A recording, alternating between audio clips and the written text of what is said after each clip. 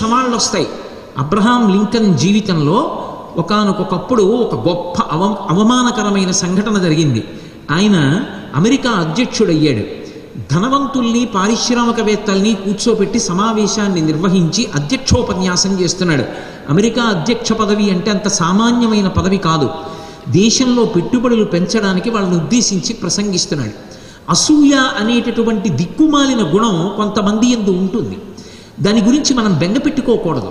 తాను వృద్ధిలోకి రాలేడు, అవతల వారు ఎలా వృద్ధిలోకి వచ్చారో చూసి నేర్చుకోలేడు, కానీ అవతల వారిని బాధ పెట్టే ప్రయత్నం చేస్తుంటారు. అటువంటి దుష్ట స్వభావం మనిషి పెంచుకోకూడదు.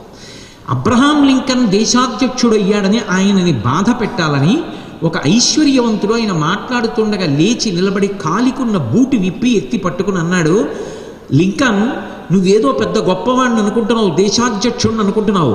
నీ తండ్రి మా ఇంట్లో అందరికీ బూట్లు కుట్టాడు. ఇదిగో నేను వేసుకున్న బూట్లు మీ నాన్న కుట్టినవి. నాకే కాదు, ఈ సభలో ఉన్న ఎందరో ఐశ్వర్యవంతుల యొక్క బూట్లు మీ తండ్రి కుట్టాడు. నువ్వు ఒక చెప్పులు కుట్టేటటువంటి వాడి కొడుకువి. ఆ విషయం గుర్తుపెట్టుకో. అదృష్టం కలిసి అధ్యక్షుడు అయ్యావు. ఇవాళ మమ్మల్ని ఉద్దేశించి ప్రసంగిస్తున్నావు అన్నాడు. ఒక్క క్షణం నిర్లిప్తుడైపోయారు అబ్రహాం లింకన్. ఎంత అధ్యక్షుడైతే మాత్రం అనరాని మాట, వినకూడని మాట వినపడిందనుకోండి, క్షణం పాటు నిస్సత్తువని పొందాడు.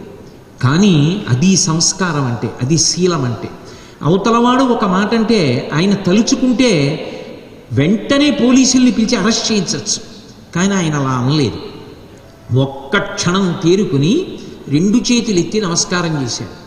చేసి, ఇంత పవిత్రమైన సభలో, దేశాధ్యక్షుడిగా నేను ఐశ్వర్యవంతుల్ని ఉద్దేశించి ప్రసంగిస్తున్న సభలో నా తండ్రిని గుర్తు చేసిన మీకు నా హృదయపూర్వక ధన్యవాదాలు.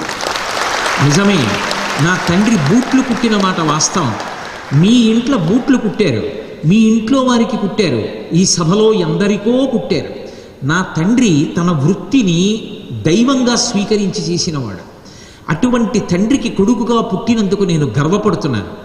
నా తండ్రి బూట్లు కుడితే ఎప్పుడూ కూడా అవి ఎలా ఉండాలో అలా ఉంటాయి తప్ప పాదం యొక్క సైజు కన్నా 1 మిల్లీమీటర్ ఎక్కువ ఉండవు, తక్కువ ఉండవు.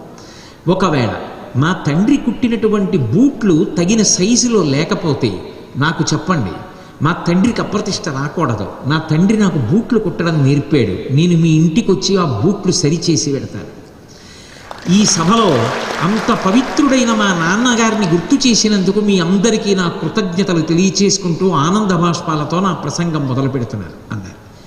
ఇంతమంది ఆయన్ని గేలి చేద్దామనుకున్న వాళ్ళు సిగ్గుతో తల ఉంచుకుని ఆయన నుంచి నేర్చుకోవాలి మనం ఎలా బ్రతకాలో.